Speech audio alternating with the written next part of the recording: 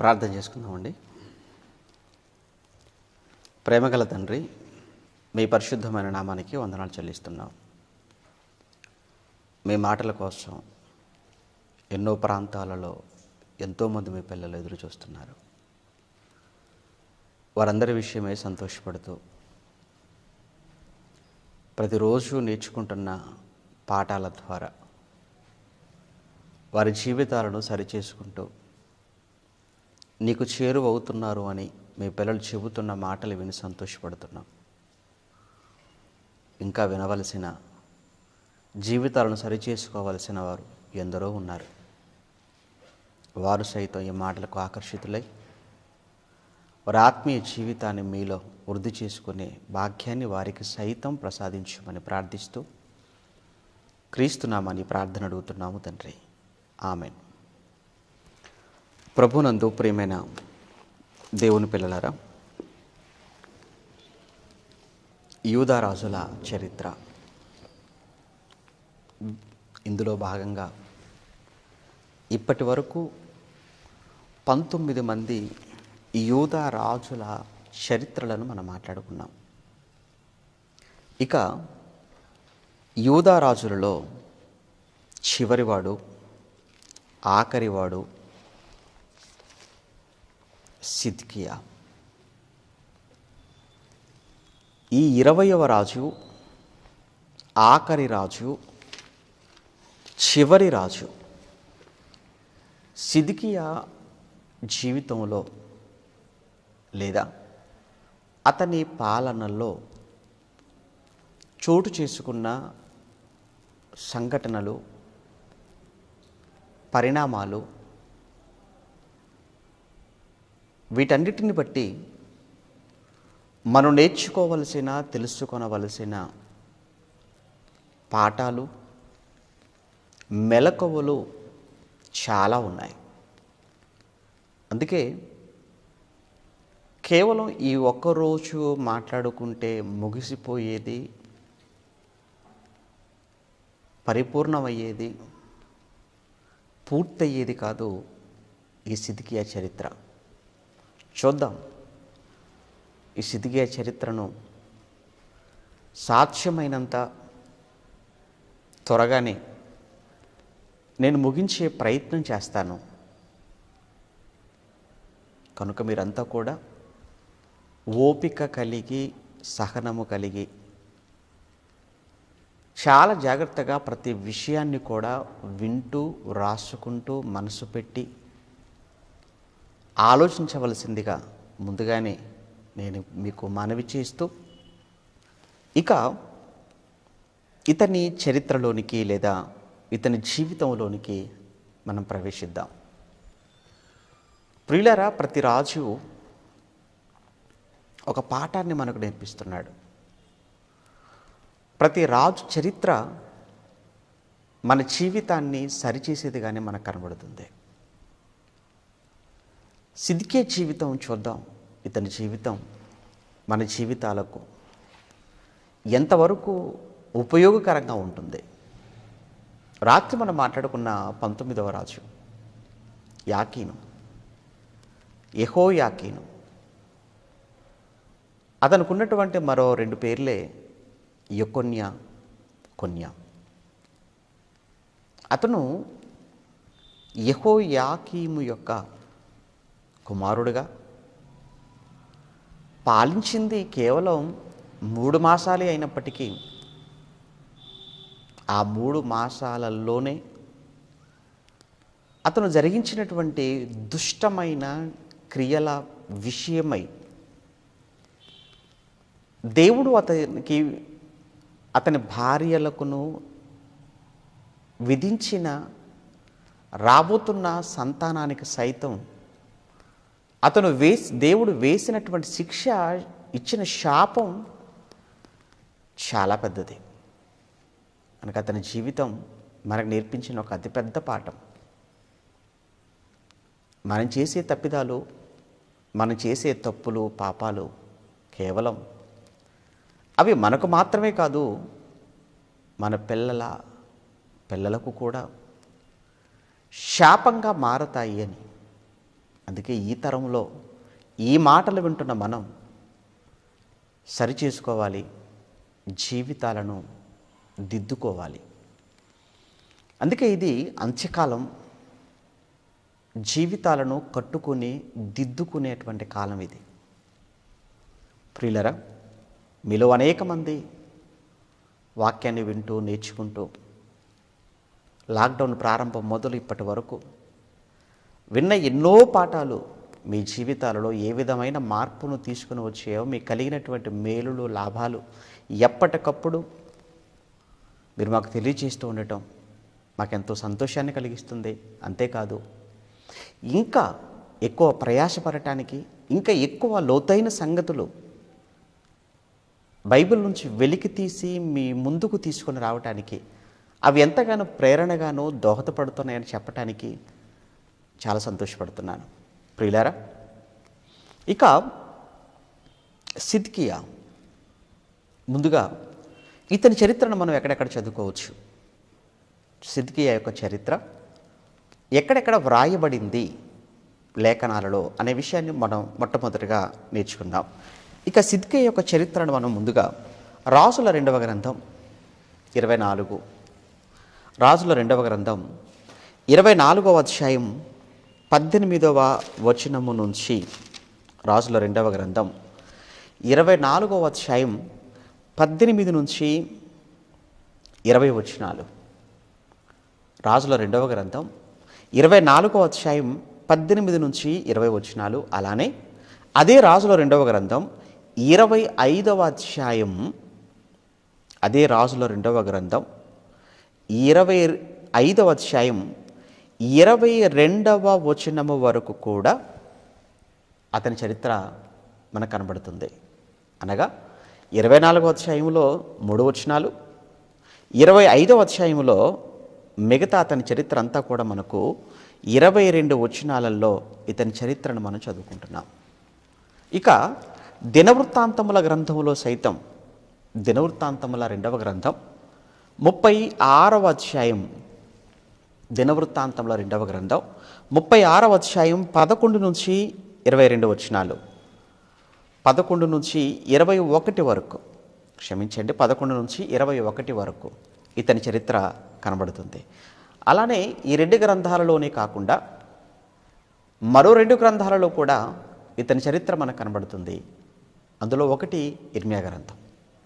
ప్రత్యేకించి ఇర్మియా గ్రంథంలో మీరు చూడగలిగితే 52వ అధ్యాయములో, ఇర్మియా గ్రంథం ముఖ్యంగా 52వ అధ్యాయములోను, అలానే మిగిలినటువంటి అధ్యాయాలలో కూడా అక్కడక్కడ ఇతని చరిత్రను మనం చదువుకుంటాం. ఇర్మియా గ్రంథంలో మరలా చెప్తున్నాను, ఇర్మియా గ్రంథంలో 52వ అధ్యాయములోను, అలానే అదే ఇర్మియా గ్రంథంలో మరికొన్ని అధ్యాయాలలో కూడా అతని చరిత్ర మనం చదువుకోగలం. అనగా ఇప్పటి వరకు రాజుల 2వ గ్రంథం, దినవృత్తాంతంలో 2వ గ్రంథం, ఇర్మియా గ్రంథం 52వ అధ్యాయం, అలానే మిగతా కొన్ని అధ్యాయాలు, అలానే 4వ పుస్తకం మరొకటి ఎహెచ్కేలు. ఓకేనా?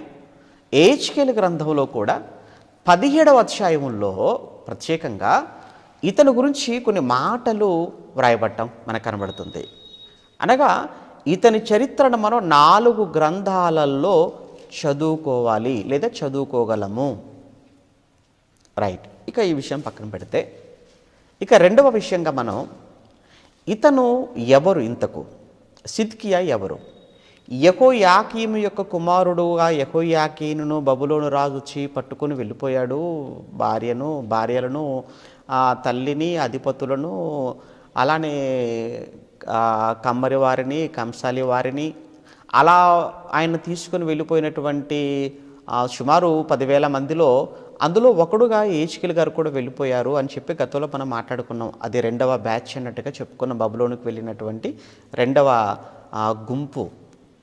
అయితే మరి ఆ తర్వాత ఇక్కడ రాజు ఎవరండి? మరి ఆ యెహోయాకీనుకు అప్పటికే 18 ఏళ్ళే కదా, మరి పిల్లలు ఎవరు ఉన్నారో? ఉన్నా కానీ చాలా చిన్నపిల్లలు అయి ఉంటారు కదా, రాజుగా ఏంటి అనేటువంటి ఒక ప్రశ్న కదా మనకు.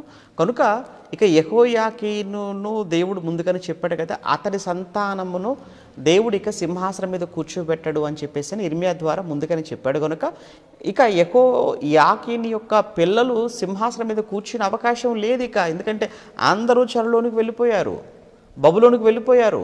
37 సంవత్సరాల పాటు యాకీన్ అక్కడ చెరలో ఉన్నాడు. రాత్రి మనం చదువుకున్నాం. ఆ తర్వాత కదా నెప్పుదెదురు కొడుకు అధికారంలోకి వచ్చిన తర్వాత బయటికి విడిపించి తెచ్చి బట్టలు మార్చి కొత్త బట్టలు ఇచ్చేసి తనతో పాటు భోజనం కూర్చొని చచ్చిపోయేంతవరకు పెన్షన్ రూపంలో భోజనం పెట్టించేటువంటి కార్యక్రమం అంతా కూడా జరిగించేసిన రాత్రి మనం మాట్లాడుకున్నామే యాకీన్ చరిత్ర. మరి ఏంటి నెక్స్ట్? సిద్కియా వచ్చాడు. ఎవరింతకి ఇతను సిద్కియా గారు ఇతను యాకీనుకు పినతండ్రి, యెహోయాకీనుకు పినతండ్రి అవుతాడు. అంటే యెహోయాకీనుకు బాబాయ్ వరుస, ఓకే కదా, చిన్నాన్న. యాకీనుకు బాబాయ్ అంటే ఇప్పుడు యాకీనుకు బాబాయ్ అవుతాడు అని అంటే ఎవరు కుమారుడై ఉండొచ్చు? మీరు ఆలోచించాలి. ఎవరు కుమారుడై ఉండొచ్చు అన్నప్పుడు యోషియా కుమారుడు. అంటే యాకీని యొక్క తాతగారు కదా యోషియా, కనుక యోషియా యొక్క కుమారుడు. ఎంతమంది అండి అతనికి కుమారులు అన్నప్పుడు 4 అని మనం ప్రారంభంలో మనం చదువుకున్నాం. కానీ 4లో ఒక అతను పేరు యోహానాను అనే అతను పేరు మనకి ఎక్కడ కనపడదు. ఒక చోట తప్ప, దినవృత్తాంతాల గ్రంథంలో తప్ప ఎక్కడ కనపడదు మనకు. అయితే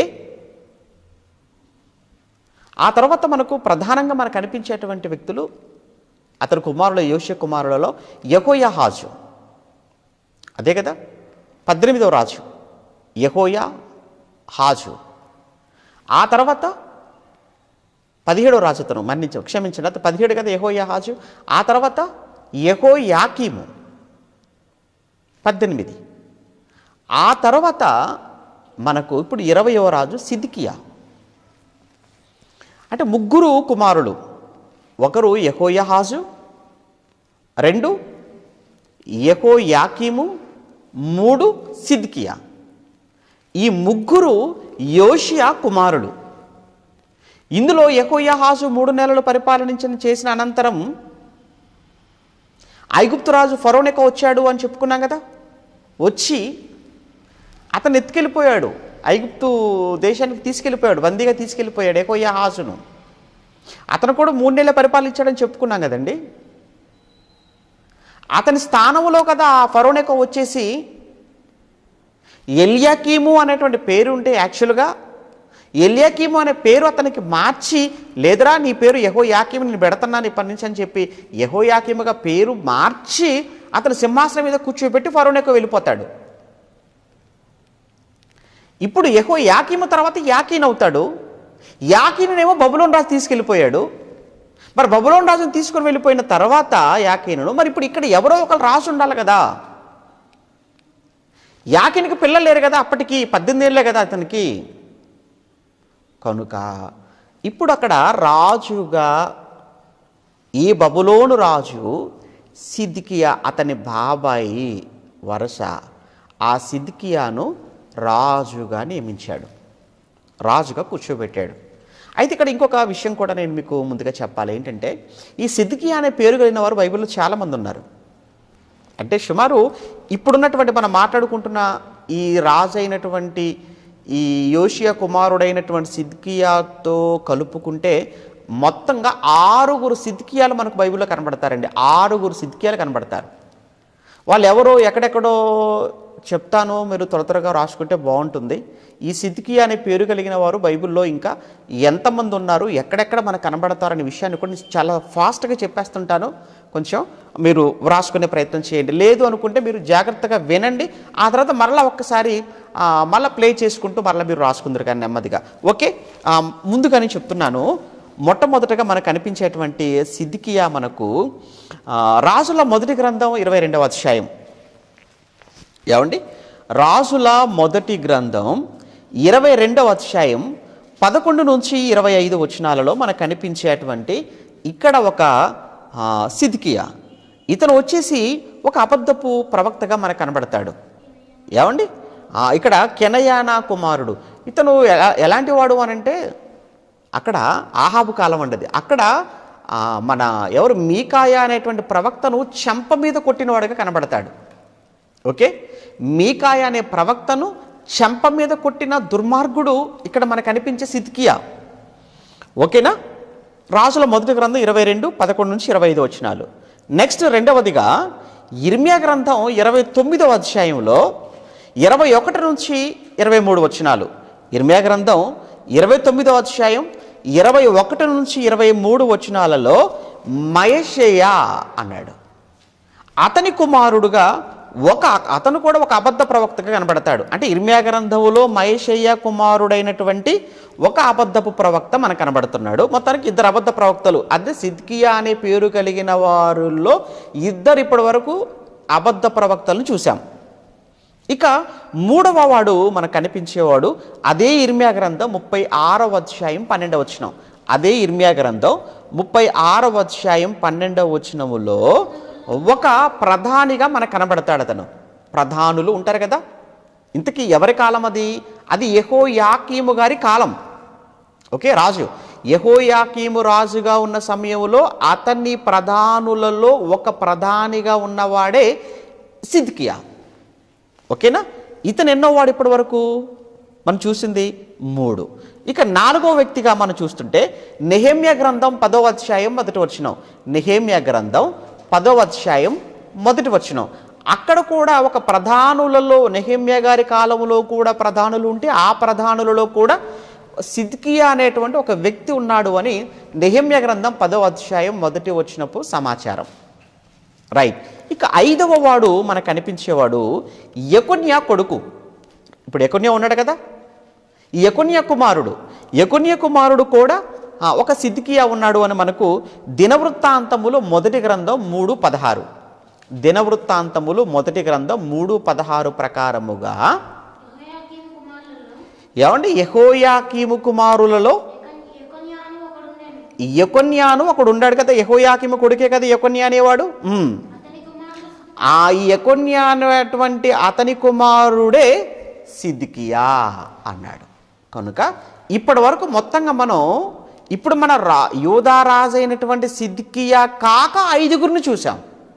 ఇతనితో కలుపుకుంటే ఈ పేరు కలిగిన వారు ఎంతమంది అన్నప్పుడు 6 సిద్కియాలను మనం చూసాం బైబిల్లో. అయితే ఇప్పుడు వీరిలో మనం మాట్లాడుకోవాల్సింది యూదా రాజు అయినటువంటి సిద్కియా గురించి మనం మాట్లాడుకుంటున్నాం. ఇప్పుడు యూదా రాజు అయినటువంటి సిద్కియా ఎవరి కుమారుడు అన్నప్పుడు యోషియా గారి కుమారుడు అని కూడా ఇప్పటివరకు మనం మాట్లాడుకున్నాం. మరి తల్లి పేరు ఏమైనా ప్రస్తావించబడిందండి. తల్లి పేరు చెప్పబడింది. ఇంతకు తల్లి ఎవరట? తల్లి ఎవరో మనకు తెలియాలి అని అంటే ఒకసారి రాజుల 2వ గ్రంథానికి వెళ్దాం, లేదా ఇర్మియా గ్రంథం 52వ అధ్యాయంలోకి వెళ్ళినా అక్కడ కూడా చెప్పబడింది తన తల్లి వివరం. అంటే రాజుల 2వ గ్రంథములోనూ అలానే ఇర్మియా గ్రంథం 52వ అధ్యాయంలో కూడా ఇతని తల్లి తండ్రి యొక్క ప్రస్తావన అక్కడ మనం చదువుకోగలము. రాజుల గ్రంథానికి వెనక్కి వెళ్ళొద్దాం. ఏమండి? రాజుల 2వ గ్రంథం 24వ అధ్యాయం, రాజుల 2వ గ్రంథం 24వ అధ్యాయం 18వ వచనం. సిద్కియా 19వ వచనం చదువుకుందాం. అతని తల్లి 19వ వచనం. అతని తల్లి లిబ్నా ఊరివాడైన ఇర్మియా యొక్క కుమార్తెయగు హమూటలు అన్నాం. ఏమండి? ఇర్మియా యొక్క కుమార్తెయగు హమూటలు. ఇక్కడ ఇర్మియా అనగానే మళ్ళీ ఏమంటే ప్రవక్త అయిన ఇర్మియా కాదండి, ఇతను వేరే ఇర్మియా. ఓకేనా? రైట్. అయితే లిబ్నా పట్టణస్థుడు అని రాయబడింది ఇక్కడ. అంటే ఇక్కడ హమూటలు అనే పేరు గతంలో కూడా ఎక్కడో విన్నట్టుగా మీకు జ్ఞాపకం రావాలి. ఎక్కడో కాదు, యెహోయాకీము యొక్క తల్లి పేరు కూడా హమూటలు అని చెప్పుకున్నాం మనం. అంతే కదండి? యెహోయాకీము యొక్క తల్లి పేరు మనం ఏమని చెప్పుకున్నాము? ఏమండి? హమూటలుగానే మనం మాట్లాడుకున్నాము. ఏమండి? ఒకసారి చూద్దామా? ఎక్కడ క్షమించండి, ఏమంటే యెహోయాహాజు యొక్క తల్లి 31 వచ్చినండి. 31 యెహోయాజు 23వ అధ్యాయం రాజుల 2వ గ్రంథం 23వ అధ్యాయం 31 వచనం. రాజుల 2వ గ్రంథం 23:31లో యెహోయాహాజు ఏలనారంభించినప్పుడు 23 ఏండ్ల వాడే యెరూషలేములో 3 మాసములు ఏలెను. అతని తల్లి లిబ్నా ఊరివాడైన ఇర్మియా కుమార్తెయగు హమూటలు అని రాయబడింది. అంటే యెహోయాహాజు, ఓకేనా, యెహోయాహాజు యొక్క తల్లి అలానే సిద్కియా గారి యొక్క తల్లి ఒక్కతే. తండ్రి యోషియా, తల్లి హమూటలు. అంటే వీళ్ళిద్దరు కూడా యెహోయాహాజు, సిద్కియా ఒకే తల్లి పిల్లలు. Okay, right. తల్లి తండ్రి ఎవరో మనకు తెలిసిపోయింది. ఇప్పటి వరకు సిద్కియా అనే పేరు కలిగిన వారు ఎంతమంది ఉన్నారో అది మనకు తెలిసిపోయింది. ఆ తర్వాత సిద్కియాను గురించి మనం ఎక్కడెక్కడ చదువుకోవచ్చు లేఖనాలలో, ఆ విషయాన్ని కూడా మనం మాట్లాడుకున్నాము. 3 విషయాలు. ఇప్పుడు ఇందులో 4వ విషయంగా మనం ఎంతకీ ఇతను ఎప్పుడు రాజయ్యాడు, అలానే ఎలా రాజయ్యాడు? ఓకేనా? ఇతను ఎప్పుడు రాజయ్యాడు, అసలు ఎలా రాజయ్యాడు? ఎందుకంటే సహజంగా వారసత్వం కదా, ఏమంటే తండ్రి కొడుకు కదా, తండ్రి పిల్లలు కదా రాజులు అవుతూ ఉంటారు, అంతే కదండి. ఇప్పుడు ఎవడు యెహోయాకీము ఉన్నాడు రాజు, యెహోయాకీము యొక్క కొడుకు యెహోయాకీను, అతను రాజయ్యాడు. బాగుంది. కానీ ఇప్పుడు మరలా సడన్గా ఇతను ఎలా తెర మీదకి వచ్చాడు, సిద్కియా ఎలా తెర మీదకి వచ్చాడు, సిద్కియా ఎలా మరలా వెనక్కి, సిద్కియా ఎలా రాజు అవుతాడు మరలా ప్రశ్న. అందుకే ఇక్కడ మనం ఇతను ఎప్పుడు రాజయ్యాడు, ఎలా రాజయ్యాడు అన్న విషయాన్ని అందుకే నేను మాట్లాడుతున్నాను. ఎప్పుడు రాజయ్యాడు, ఎలా రాజయ్యాడు. ముందు ఎప్పుడు రాజయ్యాడు చూద్దామా? ముందు ఎప్పుడు రాజయ్యాడు అంటే ఏ వయసులో రాజయ్యాడు అన్న విషయాన్ని మనం చూద్దాం. ఇప్పుడు ఎప్పుడు రాజయ్యాడు అనే విషయాన్ని మనం ముందు చూస్తే ఎక్కడ 18వ వచనం 24:18 సిద్కియా ఏలనారంభించినప్పుడు 21 సంవత్సరములు కలవాడు. 21 సంవత్సరాలు. నెక్స్ట్, అతడు యెరూషలేమునందు 11 సంవత్సరములు ఏలెను. అంటే 21వ ఏట రాజై 11 సంవత్సరాలు పరిపాలించాడు అని అంటే 21, 11 అంటే ఎంతండి? 32 సంవత్సరాలు కదా. అంటే 32వ సంవత్సరము వరకు పరిపాలించాడనమాట. ఎవరు? ఈ సిద్కియా గారు. అర్థమవుతుంది కదా. 21 రాజయ్యాడు, 11 ఏళ్ళు పరిపాలించాడట మొత్తంగా. అంటే 21, 11 మొత్తంగా 32 సంవత్సరాలు. అయితే ఎలా రాసయ్యాడు ఇంతకు? అదే కదా ప్రశ్న. ఎప్పుడు అనేది చూసాం, ఎలా రాసయ్యాడు అన్న విషయాన్ని మనం తెలుసుకోవాలి అని అంటే దినవృత్తాంతాల గ్రంథంలోనికి వెళ్దాం. అక్కడ చాలా క్లియర్గా చెప్తాడు. అక్కడ ఒకసారి దినవృత్తాంతముల 2వ గ్రంథం 36వ అధ్యాయం. దినవృత్తాంతముల 2వ గ్రంథం 36వ అధ్యాయం 11వ వచనం. దినవృత్తాంతముల 2వ గ్రంథం 36వ అధ్యాయం 11వ వచనము. సిద్కియా ఏలనారంభించినప్పుడు 21 ఏండ్ల వాడై యెరూషలేములో 11 సంవత్సరములు ఏలెను. ఓకేనండి. అదే ఇప్పుడు మనం చదువుకున్నాం కదా రాజుల గ్రంథంలో. రైట్. 12 విడిచిపెట్టి ఒకసారి 13కు వచ్చేద్దాం డైరెక్ట్గా. 13వ వచనం. 12 విడిచిపెట్టండి, స్కిప్ చేసి 13కు. మరియు దేవుని నామమును బట్టి తన చేత ప్రమాణము చేయించిన నెబుకద్నెజరు అన్నాడు. ఏమంటే తన మీద ఏమన్నాడు? దేవుని నామమును బట్టి తన చేత ప్రమాణము చేయించిన, దేవుని నామమును బట్టి తన చేత ప్రమాణము చేయించిన. ఇంతకు ఎవరి చేత ప్రమాణం చేయించటం? ఇంతకు దేనికి ప్రమాణం ఆలోచించాలి.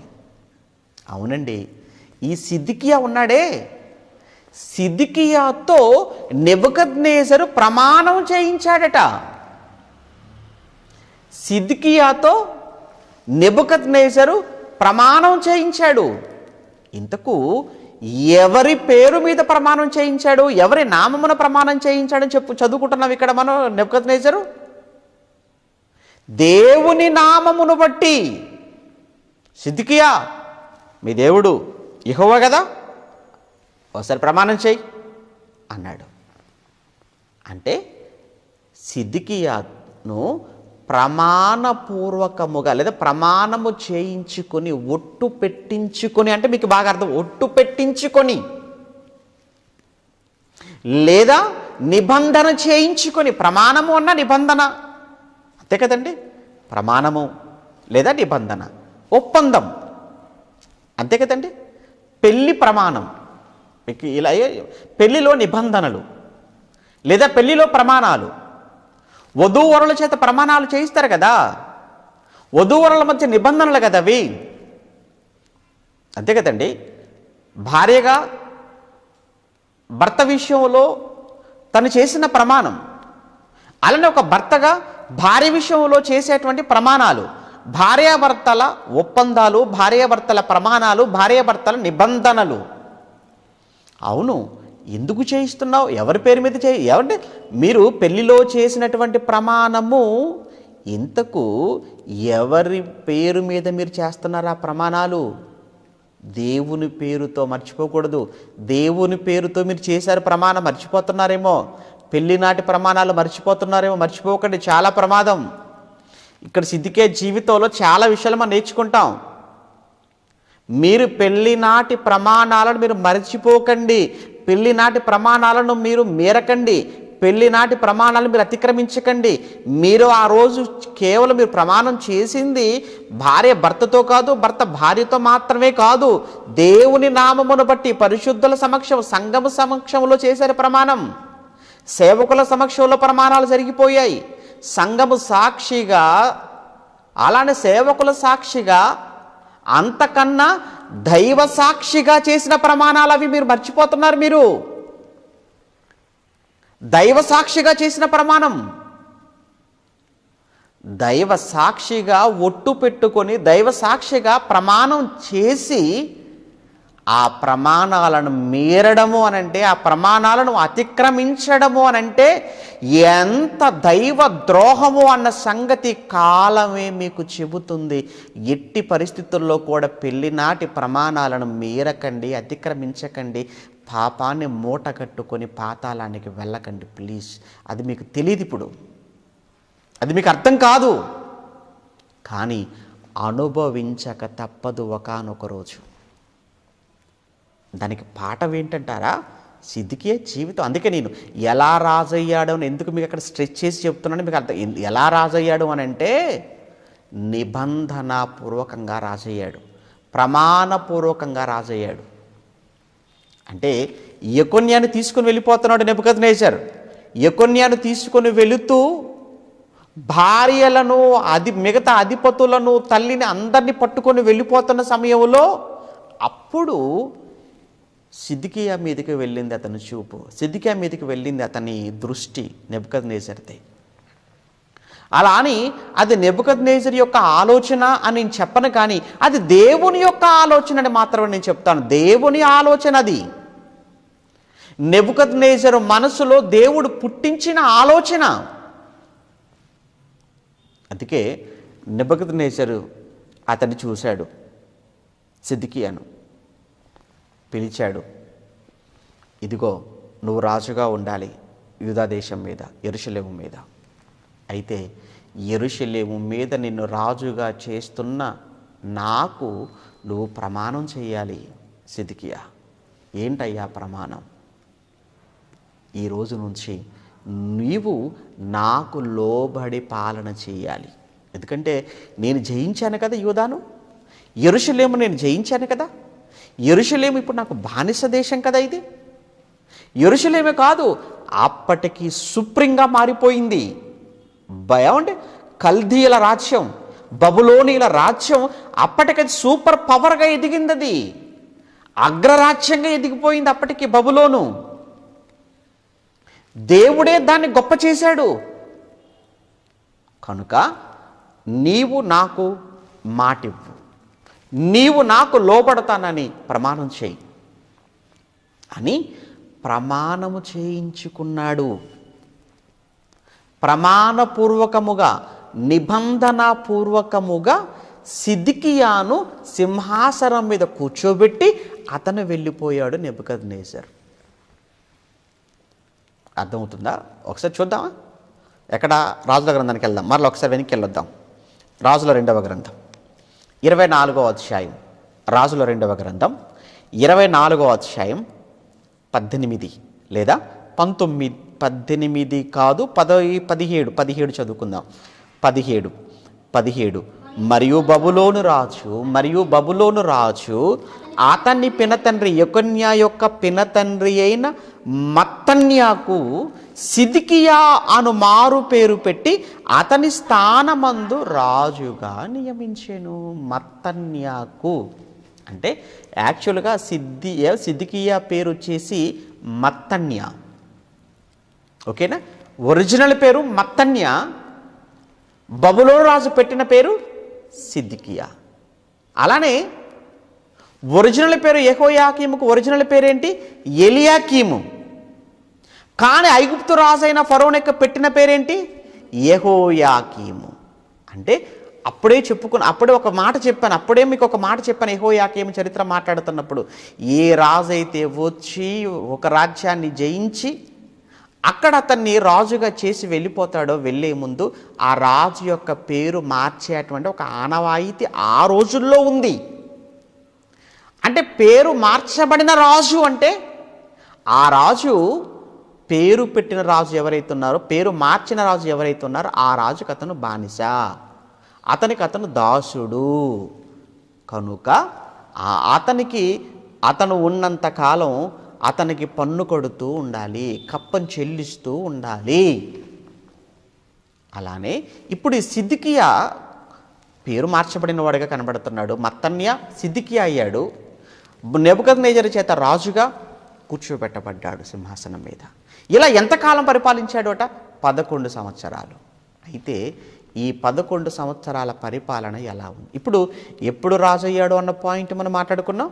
నెక్స్ట్ ఎలా రాజు అయ్యాడు అన్న పాయింట్ కూడా మనం మాట్లాడుకున్నాం. ఇప్పుడు నెక్స్ట్ ఏంటంటే 11 సంవత్సరాల పాలన ఎలా ఉంది, 11 సంవత్సరాల పరిపాలనలో ఇతను ఏం చేశాడు అనేటువంటి విషయాన్ని ఇప్పుడు మనం అతని జీవితంలోనికి లేదా అతని పరిపాలనలోకి, అతని చరిత్రలోనికి ఇప్పుడు మనం ప్రవేశిస్తున్నాం. రైట్. నెంబర్ 1 ఏమండి, మళ్ళీ దినవృత్తాంతంలో గ్రంథానికి వచ్చేద్దాం. దినవృత్తాంతంలో రెండవ గ్రంథం 36వ అధ్యాయం. దినవృత్తాంతంలో 2వ గ్రంథం 36వ అధ్యాయం 12వ వచనం. అతడు తన దేవుడైన యెహోవా దృష్టికి చెడు నడత నడచుచు అన్నాడా, చెడు నడత నడిచెను అన్నాడా? ఏమండి, ఏముందండి అక్కడ బైబిల్లో? చెడు నడత నడిచెను అని రాయబడిందా, లేదా చెడు నడత నడచుచు అని రాయబడిందా? తెలుసా అండి? తేడా తెలుసు కదండి, మీకు తెలుసని అనుకుంటున్నాను లేండి నేను, ఎందుకంటే మీరు చదువుకున్న వాళ్ళు కదా బాగా. నడిచెను అంటే పాస్ట్ టెన్స్, నడచుచు అంటే కంటిన్యూ టెన్స్. ఓకే, ఇప్పుడు మీరు పైన ఏమంటే 36వ అధ్యాయములో ఒక మాట 9వ వచనం, 36వ అధ్యాయం 9వ వచనం. అక్కడ ఎవరి గురించి రాయబడింది? అక్కడ రాయబడినది యెహోయాకీను గురించి రాయబడిన మాట అండి. యాకీను రాత్రి మనం మాట్లాడుకున్నాం కదా యాకీను గురించి. ఆ యాకీను గురించి రాయబడిన మాట అండి అది. యెహోయాకీను ఏలన ఆరంభించినప్పుడు 8 ఏళ్ల వాడు యెరూషలేములో 3 నెలల 10 దినములు ఏలను. అతడు యెహోవా దృష్టికి చెడు నడత నడుచుచు నడిచెను అని రాయబడిందా? చెడు నడత నడిచెను కంప్లీట్. కానీ ఇక్కడికి ఇతని దగ్గరకు వచ్చేటప్పటికి సిద్కియా దగ్గరకు వచ్చేటప్పటికి అతడు తన దేవుడైన యెహోవా దృష్టికి చెడు నడత నడచుచు అని రాయబడిందండి. అంటే విషయం ఏంటంటేనండి, పరిశుద్ధాత్మ దేవుని యొక్క ఆంతర్యం కంప్లీట్గా 11 సంవత్సరాలు కూడా చెడు నడతే నడిచాడు. అర్థమైందా? ఏంటి 11 సంవత్సరాలు కంప్లీట్గా 11 ఇయర్స్ పరిపాలించిన కాలం అంతా కూడా చెడుగానే ప్రవర్తించాడా? పరిపాలన కాలం అంతా కూడా ఏంటి దుర్మార్గంగా దేవునికి విరోధంగానే నడుచుకున్నాడంటే అవునండి. ఇప్పుడు ఇదే విషయాన్ని ఒకసారి రాజుల గ్రంథకర్త ఎలా రాసాడో కూడా చూద్దాం. ఒకసారి అక్కడికి వెళ్ళొద్దాం. రాజుల 2వ గ్రంథం 24వ అధ్యాయం. ఒకసారి రాజుల 2వ గ్రంథం 24వ అధ్యాయం 19వ వచనం. ఏమంటే రాజుల 2వ గ్రంథం 24వ అధ్యాయం 19. అతని తల్లి లిబ్నా ఊరి వాడని ఇర్మీయా యొక్క కుమార్తె హమూటలు యెహోయాకీము యొక్క చర్య అంతటి చొప్పున సిద్కియా యెహోవా దృష్టికి చెడు నడత నడిచెను అని అక్కడ రాయబడింది. ఓకేనా? అంటే ఇక్కడ యెహోవా దృష్టికి ఎవరి చర్య అంతటి ప్రకారంగా అన్నాడు అక్కడ రాజుల గ్రంథకర్త అన్నప్పుడు యెహోయాకీము యొక్క చర్య అంతటి ప్రకారము.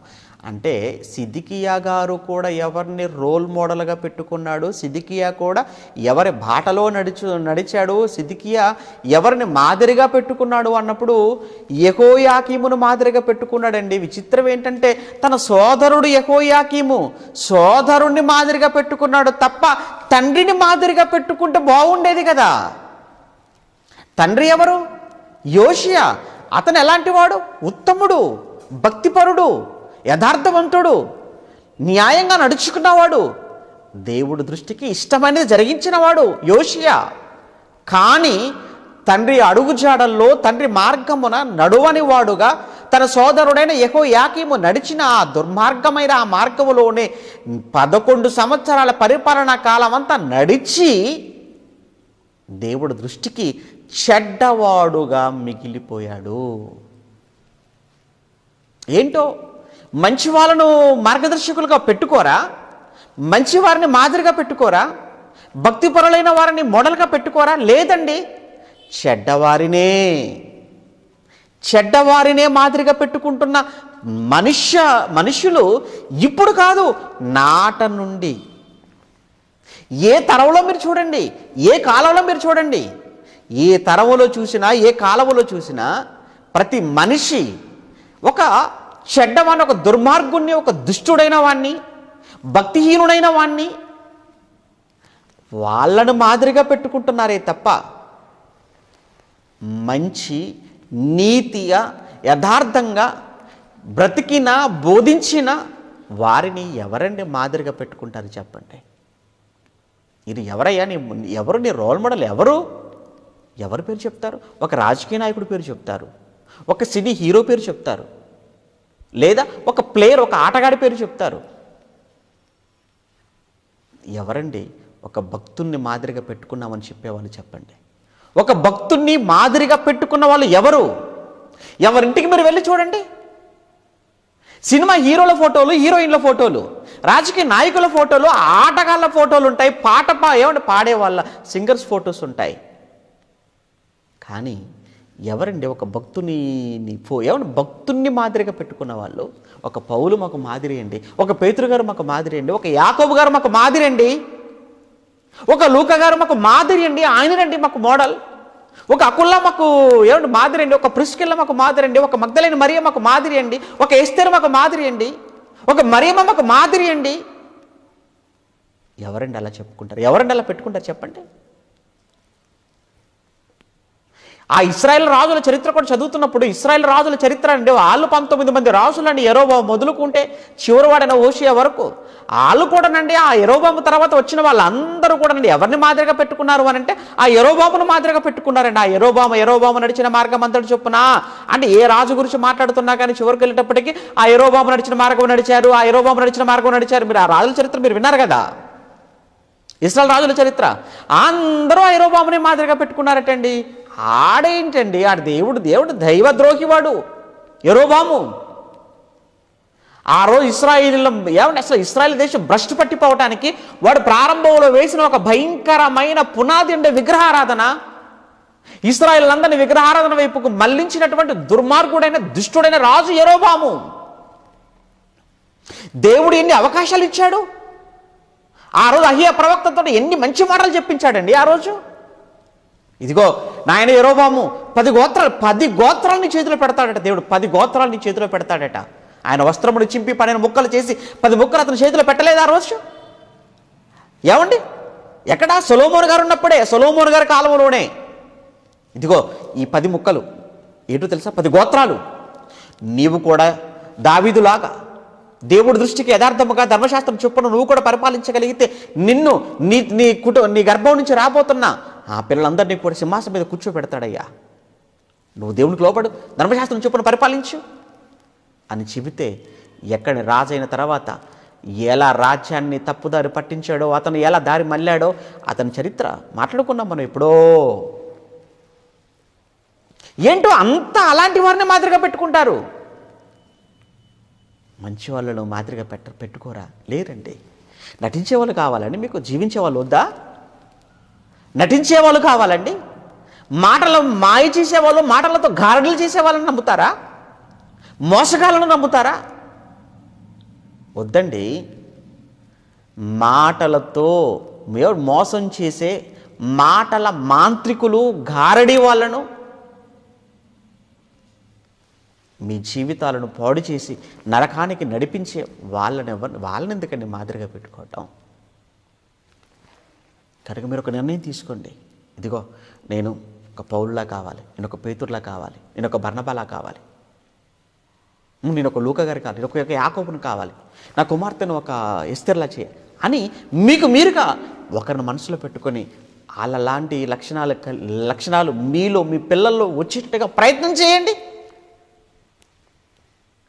ఏ లక్ష్యము లేకుండా మీరు బ్రతుకుతున్నారు అని అంటే అది బ్రతుకు కాదని మళ్ళీ చెప్తున్నాను.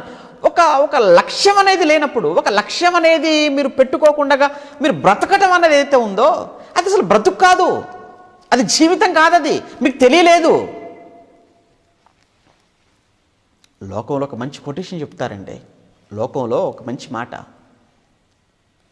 మనం మన లక్ష్యాన్ని మరచిపోయిన రోజు, మనకు లక్ష్యం లేకపోయినా, మనకంటూ ఒక లక్ష్యం లేకపోయినా, లేదా ఉన్న లక్ష్యాన్ని మనం మర్చిపోయినా ఆ రోజే మనం చచ్చినట్లే అన్నారు. నీకంటే ఒక లక్ష్యం లేదా, ఒక ఎయిమ్ లేదా, ఒక గురి లేదా నీకు? ఒకవేళ ఉంది అని నువ్వు అనుకున్నా మర్చిపోయావా? అయితే నువ్వు ఒక శవంలా బ్రతుకుతున్నావు అని అర్థం సమాజంలో. నువ్వు ఒక శవంలా మారిపోయావు. ఏమండి, కసిగా బ్రతకాలండి దేవుడి కోసం, కసిగా బ్రతకాలి. అందరిలో ఒకరిగా కాదండి, అందరికీ ఒక్కడిగా. అందరిలో ఒకరుగా కాదు, గుంపులో ఉండటం కాదండి. యేసుక్రీస్తు ప్రపంచానికి ఒకే ఒక్కడిగా ఈరోజు కనబడుతున్నాడు కదా. యేసు లాంటి వాడు ఎవరున్నారు? ఎవరు లేరు, రారు. అంత గొప్ప క్యారెక్టర్, అంత గొప్ప సాక్ష్యం సంపాదించాడండి. పౌలు లాంటి వాళ్ళు మరలా వచ్చారా? ఎవరైనా లేరండి. యూనిక్ ఆయనేనండి, ఆయన ఒక్కడే, వన్ అండ్ ఓన్లీ పౌలు గారు. అలానే మీరు, నేను, మన పిల్లలు అలా ఉండాలని మనం ఆశపడాలి. ఆ ఆశకు తగ్గట్టుగా, కోరికకు తగ్గట్టుగా ఒక ప్రణాళిక, ఒక ప్లాన్ అనేది మనం ఏర్పాటు చేసుకోవాలి. ఎందుకు? గమ్యం లేని ప్రయాణం అది ప్రయాణమా? అలానే గురి లేని జీవితం, ఒక లక్ష్యం లేని జీవితం అది జీవితమా? ప్రియులారా, ఇక్కడ మనం చూస్తుంటే సిద్కియా ఆ యెహోయాకీము నడిచిన మార్గంలో నడుస్తున్నాడట. చెడు ఎంతకాలం? 11 సంవత్సరాలు. కనుక మొట్టమొదటగా ఇతని గురించి మనం మాట్లాడుతున్నప్పుడు చెడు నడత నడిచిన సిద్కియా. ఒక విషయం మీరు ఆలోచించాలి సిద్కియా గురించి, అలానే మన గురించి కూడా. అసలు యాక్చువల్గా సిద్కియా చావలసిన వాడని మీకు తెలుసా? సిద్కియా ఎప్పుడైతే నెబుకద్నెజరు దాడి చేశాడో యెరూషలేము మీద, తానే స్వయంగా వచ్చాడు. రాత్రి మనం చదువుకున్నాక తానే స్వయంగా దిగిపోయాడు కదా యెరూషలేము మీదకు. యాకీనును అందరూ తీసుకుని వెళ్ళిపోతున్నాడు కదా గొలుసులతో బంధించి. ఆ సమయంలో అసలు సిద్కియాను చంపాలి కదా, అని కూడా చంపేసేయాలి. ఎందుకంటే ఇతను కూడా రాజవంశీకుడు కదా సిద్కియా, యోషియా కొడుకే కదా, యెకొన్యాకు బాబాయ్ కదా. అసలు వీడిని కూడా చంపేసేయాలి, చంపాలి. అంటే ఆ సమయంలో వాస్తవానికి సిద్కియా చావవలసిన వాడు. చావవలసిన సిద్కియా బ్రతకటం అది గొప్ప విషయం, మొదటిది. 2, బ్రతకటమే కాదు, అతన్ని తీసుకుని వచ్చి సింహాసనం మీద కూర్చోబెట్టాడు. ఇది సిద్కియా గొప్పతనం కాదు, దేవుని గొప్పతనం. దేవుని గొప్పతనం మర్చిపోకూడదు. దేవుని యొక్క గొప్పతనం, దేవుడు సిద్కియా పట్ల చూపించిన కృప, జాలి, దయ, కనికరం, కరుణ. అందుకే చావవలసిన సిద్కియాను దేవుడు కాపాడుకున్నాడు. ఆ సమయంలో ఈ నెబుకద్నెజరు చేతిలో చంపబడవలసిన సిద్కియాను దేవుడు రక్షించుకున్నాడు. చావవలసిన సిద్కియాను దేవుడు రక్షించి తీసుకొని వచ్చి సింహాసనం మీద కూర్చోబెట్టి రాజుగా రాజ్యాధికారాన్ని అతని చేతికిస్తే ఎంత కృతజ్ఞత కలిగి బ్రతకాలంటారు? మీరు చెప్పండి, మీరు ఆలోచించండి.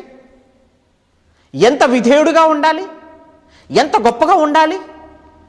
కానీ చెడుగా నడుచుకున్నాడటండి, చెడు నడత నడిచాడట. నీ సంగతి ఏంటి, మన సంగతి ఏంటి? మనం కూడా అదే పరిస్థితి కదా. మనము కూడా క్రీస్తులోనికి రాకమునుపు మన పూర్వపు స్థితి, క్రీస్తులోనికి రాకమునుపు మన పూర్వపు స్థితి పౌలు గారు ఎఫెసీ సంఘానికి రాస్తూ చెప్తారు కదా, 2వ అధ్యాయం 1వ వచనంలో, ఎఫెసీ పత్రిక 2:1 మీరు మీ అపరాధముల చేతను పాపముల చేతను చచ్చిన వారై ఉండగా, మనం కూడా చచ్చిపోయే ఉన్నాం. చావవలసిన వాడిని బ్రతికించాడు అక్కడ, మనమైతే అసలు చచ్చిపోయామట. అసలైతే మనం చనిపోయిన వారమేనట మనం. ఇది ఎంత గొప్ప భాగ్యం అండి. ఇంకా సిద్కియా కంటే గొప్ప ఛాన్స్ కదండి, సిద్కియా కంటే గొప్ప అవకాశం కదా, గొప్ప అదృష్టం కదా మనది. సిద్కియా చావవలసిన వాడు బతికాడు, మనమైతే ఏకంగా చచ్చిపోయాం. కానీ మరలా మనల్ని బ్రతికించుకున్నాడు. అలా బ్రతికించుకున్న మనలను తీసుకొని వచ్చి మనల్ని ఎక్కడ కూర్చోబెట్టాడు? నిన్నెక్కడ కూర్చోబెట్టాడు? నిన్ను సింహాసనం మీద కూర్చోబెట్టాడు.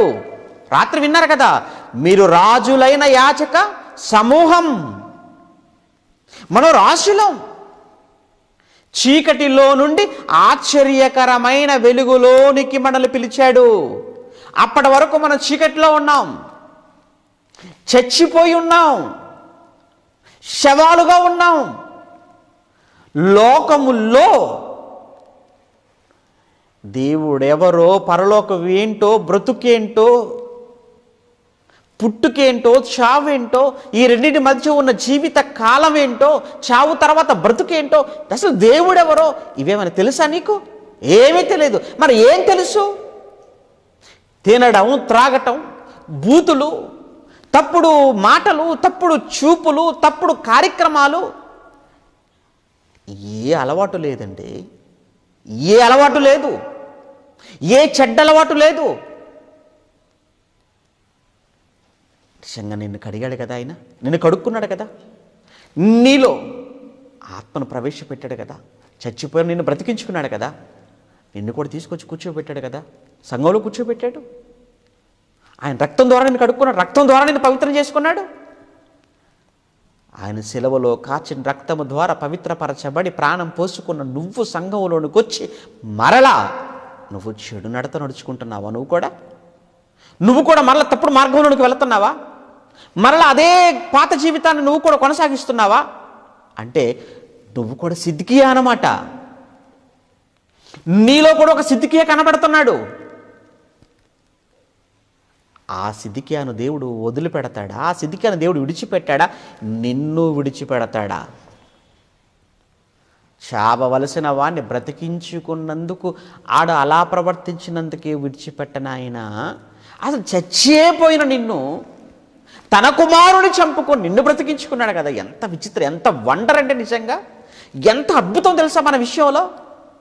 మనల్ని బ్రతికించుకోవాలనుకున్నాడట, మనల్ని బ్రతికించుకోవడం కొరకని చెప్పి తన ప్రియకుమారుడని యేసును చంపుకున్నాడట. అబ్బా, ఎంత అద్భుతం, ఎంత ఆశ్చర్యం అండి. అసలు ఇది ఎక్కడంటే జరుగుతుంది? ఎవరో లోకంలో మీకు తెలియని వారు, దుష్టులైన దుర్మార్గులైన వారు ఎవరో ప్రాణాపాయంలో ఉన్నారు, చావు బ్రతుకుల మధ్య ఉన్నారు. మీ పిల్లవాడు గుండె ఇస్తాడు, బతుకుతాడంటే మీ కుమారుడు గుండె తీసి ఇస్తారండి? మీరు ఏమైనా చెప్పండి. వాడు ఉన్నది ఒకటే గుండె, తీసి ఇవ్వగలరా? ఆడెవడండి? వాడెవడో మనకు ముఖం తెలియదండి, మనకు పరిచయం లేని వాడండి. మన అనుకున్న వాళ్ళకే మనం చెయ్యలేని, ఇవ్వలేని స్థితిలో యేసంటే తండ్రికి చాలా ఇష్టం కదండి. ఇగో ఈయన నా ప్రియమైన కుమారుడు అన్నాడు కదా. అలా తన ప్రియమైన కుమారుడుగా యేసుక్రీస్తును ఆయన ఈ లోకానికి పంపడము, వచ్చిన ఆయన ఈ లోకంలో అనుభవించిన కష్టాలు, శ్రమలు, బాధలు, వేదన, అవమానాలు, ఇవన్నీ మీకు తెలుసండి. ఆఖరికి తన శిలువ యాత్ర, శిలువ మరణం, అబ్బో అది ఇంకా వర్ణనాతీతం, హృదయ విదారకరం, ఘోరం. దాన్ని తలుచుకుంటేనే గుండె ముక్కలైపోతుంది. యేసు ఆ శిలువ దృశ్యాలు కళ్ళ ముందు కదలాడుతుంటే కంట్లో నీళ్ళు ఆగవే ఉంటాయి. ఎందుకండి అంత దారుణంగా చంపుకున్నాడు ఆయన? ఎందుకని అంత ఘోరంగా ఆయన చనిపోవాల్సి వచ్చింది? నిన్ను బ్రతికించుకోవడానికి, నిన్ను బ్రతికించుకోవాలి అని ఆయన అలా చంపుకున్నాడా? అవును. అటువంటప్పుడు ఆయన చంపుకొని నిన్ను బ్రతికించుకున్నందుకు నువ్వు చేసింది ఏంటి ఈరోజు? నువ్వు చేస్తున్నది ఏంటి చెప్పు? నువ్వేం చేస్తున్నావు చెప్పమంటావా? మరలా ఆయనను చంపుతున్నావు. బాహాటముగా సిలువ వేయుచున్నారు అంటాడు హెబ్రీ పత్రిక 6వ అధ్యాయం. బాహాటముగా సిలువ వేస్తున్నావట. అదేంటండి? ఎవరు? మనమట. ఎప్పుడు? ప్రతిదినము అన్నాడు. ప్రతిదినం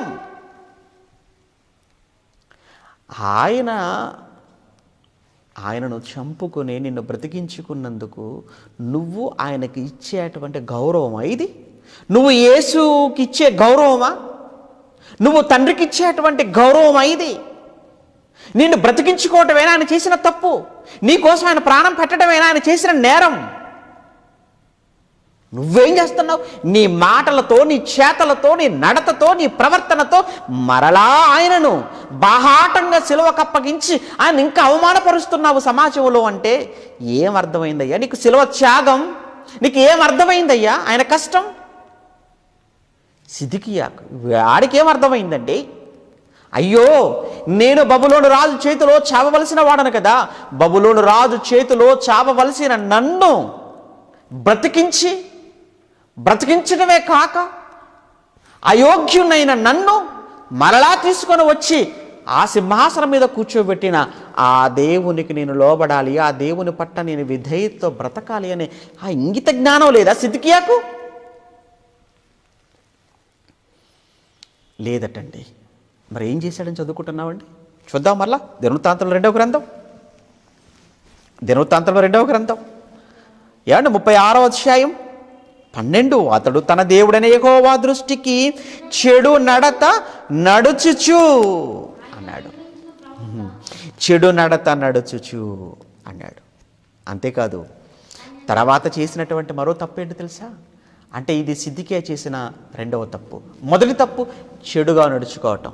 2వ తప్పు అలా చెడుగా నడుచుకుంటున్న సమయంలో దేవుడు ఏం చేస్తాడో తెలుసా?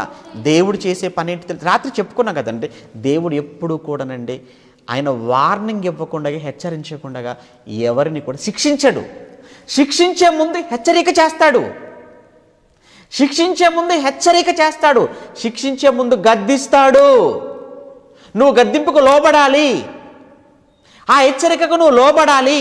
నువ్వు ఆ గద్దింపుకు లోబడితే, ఆ హెచ్చరికకు లోబడితే నీకు మేలు, నీకు క్షేమం. ఇప్పుడు సిద్కియా చెడుగా నడుచుకుంటున్నాడు అని చదువుకున్నావు. మొదటగా ఆయన తప్పు చేస్తున్నాడు, రైట్. ఇప్పుడు 2వ తప్పు అతను చేస్తున్న 2వ తప్పు ఏంటంటే వెంటనే ఇర్మియాను ప్రవక్తను సేవకుని పంపించాడు. ఆ రోజు ఇర్మియాను పంపించాడు. ఈరోజు నేను మీకు వినిపిస్తున్నాను. నేనే కాదు, ఎందరో సేవకులు మీకు వాక్యం మీకు వినిపిస్తూనే ఉన్నారు. ఎందరో బోధకుల ద్వారా మీరు వింటూనే ఉన్నారు.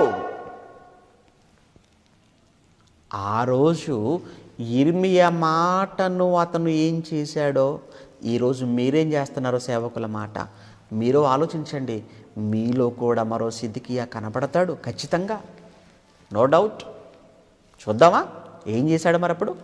చూద్దాం. దేవుడు ఏం చేశాడట అతను ఆయన నియమించిన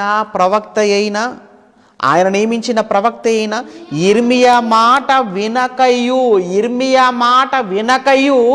తన్ను తాను తగ్గించుకొనకయు ఉండెను అన్నాడు. అంటే తన్ను తాను తగ్గించుకొనకయు అంటే ఇర్మియా మాట వినక తగ్గించుకొనక. మరి తగ్గించుకోవటం లేదంటే ఏం చేస్తున్నాడు? హెచ్చించుకుంటున్నాడని అర్థం. హెచ్చించుకుంటున్నాడు అంటే దాని అర్థం ఏంటో చెప్పమంటారా? మన భాషలో చెప్పాలి అంటే గర్విస్తున్నాడు అని అర్థం. మీకు తెలుసు కదండి, ఎప్పుడు కూడా నేను గొప్పవాడిని నేను చెప్పుకుంటే ఏం ఉపయోగం చెప్పండి? ఎవరు చెప్పాలి? మరి మీరు చెప్పాలి, నా చుట్టూ ఉన్న వాళ్ళు చెప్పాలి. అలానే మీ గొప్పతనం కోసం, మీ మంచితనం కోసం మీరు చెప్పుకుంటే కాదు కదా, మీ చుట్టూ ఉన్న వాళ్ళు చెప్పాలి కదా, మేము చెప్పాలి కదా. నాకు నేను కానీ, మీకు మీరు కానీ, ఎవరు గొప్పలు వాళ్ళు చెప్పుకుంటే అది గొప్ప ఎలా అవుతుంది చెప్పండి? హెచ్చించుకోవటం. అలా హెచ్చించుకుంటున్నాము అంటే దాని అర్థం ఏంటంటే గర్విస్తున్నామని అర్థం. ఇక్కడ ఆల్రెడీ చెడు నడత నడుస్తున్నాడు. వెంటనే ఇర్మియా ప్రవక్తను పంపించాడు. ప్రవక్త వచ్చాడు, గద్దించాడు. కానీ ఇర్మియా మాట వినలేదట. ఇర్మియా మాట వినలేదు. వినకపోగా ఏం చేశాడని మనం చెప్పుకుంటున్నాం, తన్ను తాను తగ్గించుకోలేదు, మరి హెచ్చించుకున్నాడు. మీకు తెలుసు కదండి, తన్ను తాను తగ్గించుకున్నవాడు హెచ్చించబడతాడు, హెచ్చించుకున్నవాడు తగ్గించబడతాడు. ఎందుకు మాట వినలేదు? ఒక కారణం. ఏమండి, ఇర్మియా మాట వినకపోవడానికి గల ప్రధానమైన కారణం ఏమై ఉండొచ్చు అని అంటే, నేను రాజును. అంతే కదండి, మరి నేను ఎవరిని? రాజును. రాజుగా ఉన్న నేను, అధిపతిగా ఉన్న నేను నీ మాట వినటం ఏంటి ఇర్మియా? అదే కదా. అంటే దేన్ని చూసయ్యా నువ్వు గర్విస్తున్నావు సిద్కియా? నీకున్న అధికారాన్ని బట్టే కదా, నీకున్న హోదాని బట్టి కదా. నీకున్న హోదా, నీకున్న అధికారం, నీ చుట్టూ ఉన్న ప్రధానులా, నీ చుట్టూ ఉన్న సైన్యమా, వీటిని చూసా నువ్వు గర్విస్తున్నావు? వీటిని చూసా నువ్వు విర్రవీగుతున్నావు? వీటిని చూసేనా నువ్వు పొంగిపోతున్నావు? నీకు తెలియని ఒక విషయం చెప్పమంటావా? నీ గర్వం నిన్ను నాశనానికి నడిపిస్తుంది, మర్చిపోకూడదు. అందుకే సామెతల గ్రంథంలో ఆల్రెడీ చెప్పాడు కదా, మన పితరుడైన సొలొమోను గారు రాసిన గొప్ప సామెతలు మీకు తెలుసు కదా. అందులో ఏమన్నాడు? 16వ అధ్యాయంలో సామెతల గ్రంథం 16వ అధ్యాయం 18వ వచనం. సామెతల గ్రంథం 16వ అధ్యాయం 18వ వచనం అండి. ఏమంటున్నాడు అక్కడ? నాశనమునకు ముందు గర్వము నడుచును, పడిపోవుటకు ముందు అహంకారమైన మనసు నడుచును. 11వ అధ్యాయం అదే సామెతల గ్రంథం 11వ అధ్యాయం, అదే సామెతల గ్రంథం 11వ అధ్యాయం 2వ వచనం కూడా అండి. 11వ అధ్యాయం 2వ వచనం కూడా, అహంకారము వెంబడి అవమానము వచ్చును. అహంకారము వెంబడి అవమానం, నాశనమునకు ముందు గర్వం. నువ్వు గర్వపడుతున్నావు అంటే నీ వెనకాల నాశనం వస్తుందిరా అని అర్థం. నువ్వు గర్విస్తున్నావంటే నీ వెనకాల నాశనము రెడీగా ఉంది, నాశనం వస్తుంది. గర్వము, నాశనము ఇవి రెండు కూడా ఒకదానితో ఒకటి కలిసి ఉండేవి. ముందు గర్వం వెళ్ళిపోతూ ఉంటే వెనకాల నీకు నాశనం అనేది నీ వెనకాల నడుచుకుంటూ వస్తుంది. ఓకే, నువ్వు అహంకారంతో విర్రవీగుతూ పోతూ ఉంటే నీ వెనకాల అవమానం అనేది అది వెనకాల నడుచుకుంటూ వస్తుంది. కనుక ఎవరిలో గర్వమో, ఎక్కడ గర్వమో అక్కడే అవమానము, అక్కడే నాశనము ఉంటుంది అన్న సంగతి ఎంత స్పష్టంగా, ఎంత చక్కగా దేవుడు చెబుతున్నాడు. ఈ సంగతులన్నీ ఎప్పుడో అతనికి ముందే రాయబడిపోయాయి. ఈ సంగతులన్నీ ముందుగా వ్రాయబడ్డాయి. అయినా తన ముందున్నటువంటి తన పితరుల చరిత్ర తనకు తెలియదా? తెలిసే మరి ఇలా మాట్లాడుతున్నాడా సిద్కియా? గర్వము, నాశనము ఇవి రెండు అక్కా చెల్లెల లాంటివి అంటారు. అన్నాతమ్ములు కలిసి ఉంటారు అనమాట, కలిసి ఉండేవాళ్ళు అని అర్థం. వద్దండి. అహంకారం అంటే ఏంటి? అహంకారం అంటే తెలుసు కదండి. వాడేంటండి, వీడేంటండి, నాకు చెప్పేది ఏంటండి, ఆడది నాకు పని ఏంటండి, అలా మాట్లాడతారు కదా మీరు. అలానే కదండి మాట్లాడతారు. ఆడితో నాకు పని ఏంటండి, ఆవిడతో నాకు పని ఏంటండి, వాళ్ళతో నాకు పని ఏంటండి, వాళ్ళతో నేను మాట్లాడటం ఏంటండి, నేను వాళ్ళ దగ్గరికి వెళ్ళిపోవడం ఏంటండి అని ఒకవేళ నువ్వు అనుకుంటున్నావు అనంటే నేను చెప్పనా, ఖచ్చితంగా దేవుడు ఒకానొక రోజు నీ మెడ వంచి తీసుకుని వెళ్ళి వాళ్ళ కాళ్ళ మీద పడేస్తాడు. వారితో నాకేంటి అని ఇప్పుడు నువ్వు ఉన్న స్థితిని చూచి ఓహో, నీకు బట్టలకు కొదువలేదు, తినడానికి తిండి కొదువలేదు కదా, డబ్బు, బంగారం, ఇల్లు, బంధువులు, స్నేహితులు, అబ్బో నాతో మాట్లాడేవారు నా చుట్టూ అనేక మంది ఉన్నారు అని నువ్వు అనుకుంటున్నావు కదా. వారికి నాకు ఎవరితో నాకు అవసరమేమీ రాదు, ఉండదు అని అనుకుంటున్నావు కదా. అలా అనుకునే కదా విర్రవీగిపోతున్నావు, అలా అనుకునే కదా గర్విస్తున్నావు. నువ్వు ఎలా అయితే నువ్వు గర్విస్తున్నావో, ఎలా అయితే నువ్వు అనుకుంటున్నావో ఖచ్చితంగా ఒకానొక రోజు నీ జీవితం తలక్రిందులు కాక తప్పదు. దేవుడు నీ మెడలు వంచక తప్పదు. ఆ పరిస్థితి రాకూడదు, రావద్దు అని మీరు అనుకుంటే వెంటనే మీ అహంకారాన్ని విడిచిపెట్టండి. వద్దు. ఎందుకంటే అహంకారము వెంబడి అవమానము వస్తుంది, గర్వము వెంబడి నాశనము వస్తుంది. ఇక్కడ సిద్కియా జీవితంలో అదే రెండవదిగా మనం చూస్తున్నాం. మొదటిది చెడు నడత అని చూసాం, 2 గర్వము చూస్తున్నాం. ఇక మూడవది చూద్దామా? మూడవది ఏంటంటే ఏమండి, మొండికి తిరిగిన వాడుగా కనబడుతున్నాడు. మొండికి తిరిగిన సిద్కియా. మొండికి తిరగటం అంటే దాని అర్థం ఏంటంటే అసలు వినిపించుకోకపోవడం అండి. ఇక అంటే పిచ్చి పీక్ స్టేజ్కి వెళ్ళిందంటారు చూసారా, పిచ్చి పీక్లోకి వెళ్ళిందంటారు చూసారంటే అదనమాట. ఎలా ఉంటుంది? పిచ్చి పీక్లోకి వెళ్ళిపోతే ఎలా ఉంటుంది? ప్రేమికులు ఉంటారు కదండి, పిచ్చి పీక్లోకి వెళ్ళిపోతుందండి. వాళ్ళకి ఎవరు జ్ఞాపకం రారు, ఎవరు చెప్పింది వాళ్ళకి ఎక్కదు, ఎవరికి జ్ఞాపకం ఆ టైంలో ఉండరండి. అంతే. ఇంకా నాకు అదే కావాలని వీడంటాడు, నాకు ఆడే కావాలని అదనేస్తుంది. అంతే. మేమిద్దరం ఒకరికొకరు అంతే, ఒకరి కోసం ఒకరు పుట్టాం, మమ్మల్ని ఎవడు వేరు చేయలేడు. ఆఖరికి డైలాగులు ఎలా కొడతా తెలుసు కదండి, ఆ దేవుడే దిగి వచ్చినా మమ్మల్ని విడదీయలేడు అంటాడు. అంతే. తెల్లారేసరికి ఇద్దరు కలిసి కాలువలో కనబడతారు, చెరువులో కనబడతారు, లేదా చెట్టుకి ఊరిపోసుకొని కనబడతారు. ఏమైపోయింది జీవితం? ఎందుకు అలాంటి మాటలు, ఎందుకు అలాంటి డైలాగులు? దేవుడేనా? ఆయన ఎందుకు అందరూ అనవసరంగా అందులోకి లాగు, ప్రతి దాంట్లోకి దేవుని ఎందుకంటే లాగేస్తారు మీరు? తప్పండి. మొండికి తిరగటం అంటే వినిపించుకోరు, పిచ్చి, మంచి ఎక్కదు, మంచి పట్టదు, చెప్పేవాడిని పిచ్చివానగా చూస్తుంటారు. మనం అలానే కనబడుతుంటాం అందరికీ. అందులో మరి ముఖ్యంగా లాక్డౌన్లో కూడా చంపుదిలేస్తున్నాడని మమ్మల్ని అనుకుని బాధపడే వాళ్ళు కూడా లేకపోలేదులేండి. మీలో ఏదో పైకలా అన్నా లాక్డౌన్లో వారానికి ఒక రోజు ఉండేది, 2 రోజులు ఉండేది, ఇప్పుడు రోజులు అవి పెట్టి మమ్మల్ని ఉతికేస్తున్నాడండి, అటేస్తున్నాడు, ఇటేస్తున్నాడు, ఆరబెడుతున్నాడు, అబ్బో పిండేస్తున్నాడు అండి. చాలా కష్టంగా ఉందండి ప్రసంగాలు. మరి అలానే ఉంటాయండి, చాలా కష్టంగా ఉంటా నేను కదా. అలా అనుకుంటున్నారా? తప్పు. మీ పైన నాకేంటి చెప్పండి బాగా? మీ పేరు నాకు ద్వేషం ఏంటండి? అసలు మీరు ఎవరెవరు ఏంటో ఎక్కడెక్కడి నాకేమైనా తెలుసా చెప్పండి? నేను నా కళ్ళ ముందు నా కెమెరా ఒక్కటే కనపడుతుంది అంతే. మీరు ఎవరు నాకు కనిపించట్లేదు. బైబిల్లో ఉన్నది చెప్తున్నాను, మీ బ్రతుకుకు అవసరమైనవి వినిపిస్తున్నాను. ఓకేనా? ముందుకి తిరిగాడా? తిరిగాడు. చూద్దామా తర్వాత మాట ఏమంటున్నాడు? 13 వచ్చిన 36 13 మరియు ఏమండి 13 వచనంలో మరియు దేవుని నామమును బట్టి తన చేత ప్రమాణము చేయించిన నెబుకద్నెజరు రాజు మీద అతడు తిరుగుబాటు చేసెను. అతడు మొండితనము వహించి, ఆ పదం చూడండి అక్కడ, అతను మొండితనము వహించి ఇశ్రాయేలీల దేవుడైన యెహోవా వైపుకు తిరగక తన మనసును ఇంకా ఇంకా ఇంకా కఠినం చేసుకుంటున్నాడు. కొంతమంది అలానే ఉంటారండి, చాలా కఠినం చేసుకుంటారండి మనసును. చాలా ఆఖరికండి ఎంత కొన్ని సందర్భాలను కొంతమంది వ్యక్తుల దగ్గరకండి ఎవరిని పోగొట్టుకోకూడదు, వారిని కూడా కలుపుకుంటే బాగుంటుంది. ఎందుకు? జీవితం చాలా చిన్నది కదా, ఎప్పుడు ఏ క్షణం ఏం జరుగుతుందో ఏమైపోతుందో తెలియదు కదా. సహజంగా కోపపడటం అనేది సహజమే కదా మనుషుల మీద. మాటలు సరే అనుకోవటం కూడా సహజమే కదా మనుషులు అన్న తర్వాత. సరే పోనీ మనమే ఒక మెట్టు తగ్గుదాం, మనమే ఒక మెట్టు దిగుదాం, తప్పే ఉంది ఇందులో.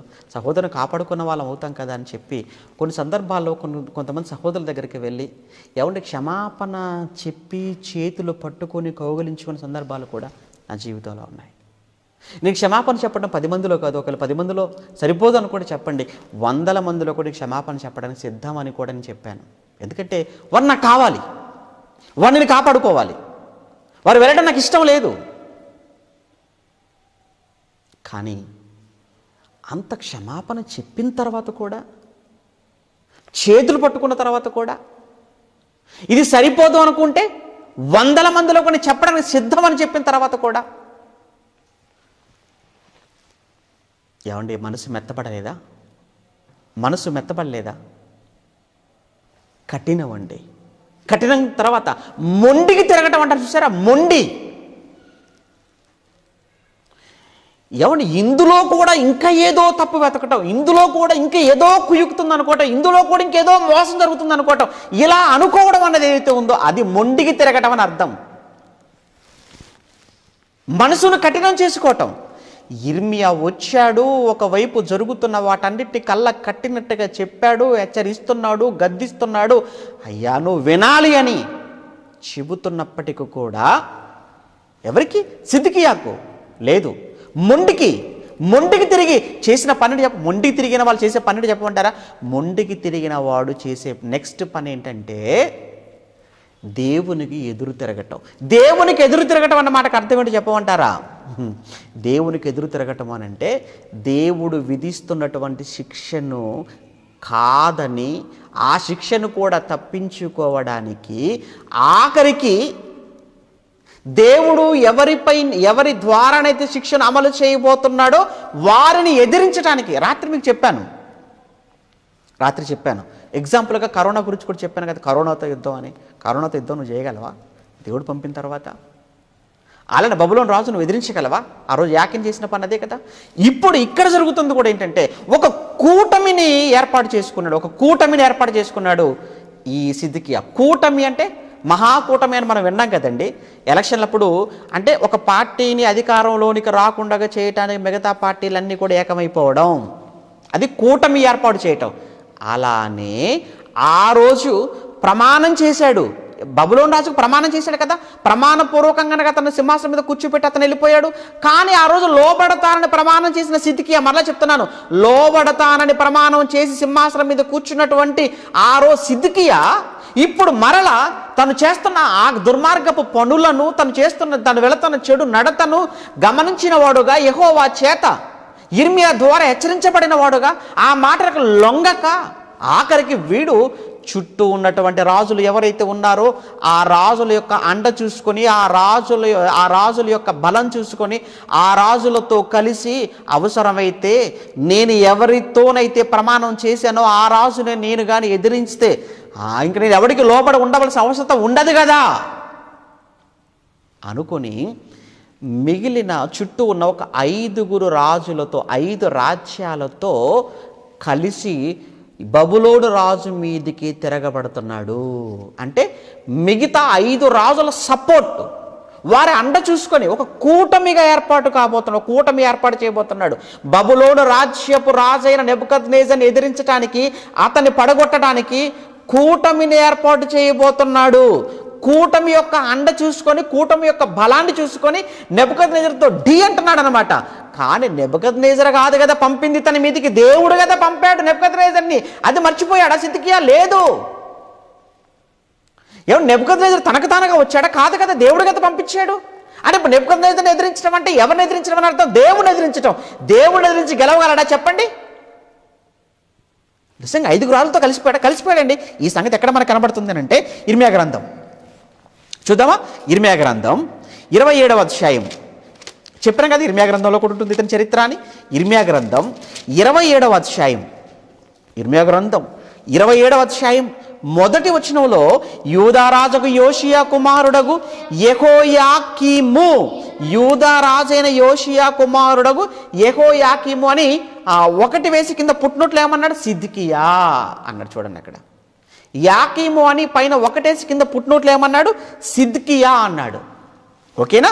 సిద్కియా ఏలన ఆరంభించినప్పుడు ఆ యెహోవా యొద్ద నుండి వాక్కు యిర్మీయాకు ప్రత్యక్షమయ్యేలాగు సెలవిచ్చిన, యెహోవా నాకు ఇలాగ ఆజ్ఞయించుచున్నాడు, నీవు కాడిని పలుపులను చేయించుకొని మెడ కట్టుకో. యిర్మీయాకు చెప్తున్నాడు, యిర్మీయా నువ్వు కాడిని పలుపు చేయించుకుని మెడకు కట్టుకో, పలుపులు కట్టుకో. పలుపు కాడి అనగానే మనకి ఏం కనబడుతుంది? పశువులు కదండి, పశువులు కనబడతాయి కదా మనకు.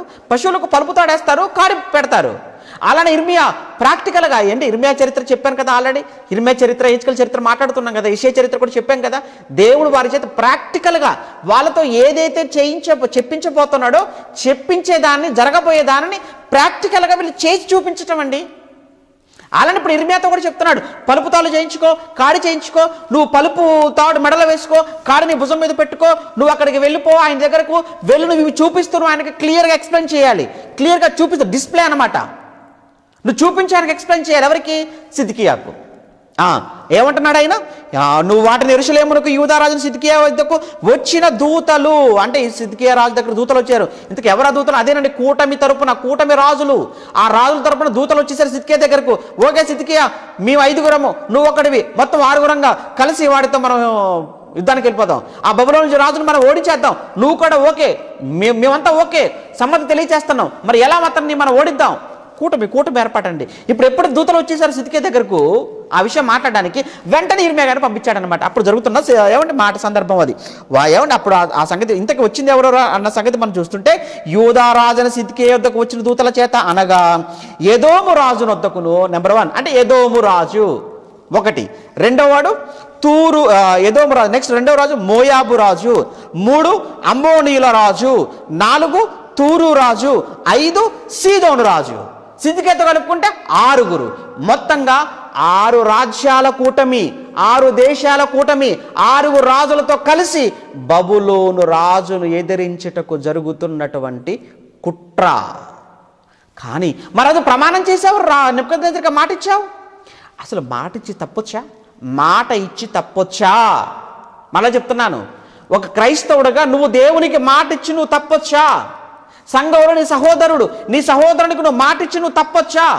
వస్తాను అని చెప్పావు, సహవాసంలో ఉంటాను అని చెప్పావు, నీ దేవునికి ఇంత ఇస్తానని చెప్పావు, కష్టంలోనైనా, బాధల్లోనైనా, వేదనలోనైనా, రోదంలోనైనా క్రీస్తును వెంబడిస్తానే తప్ప నేను క్రీస్తును వదులుకోను అని మాట ఇచ్చావు ఎన్నో.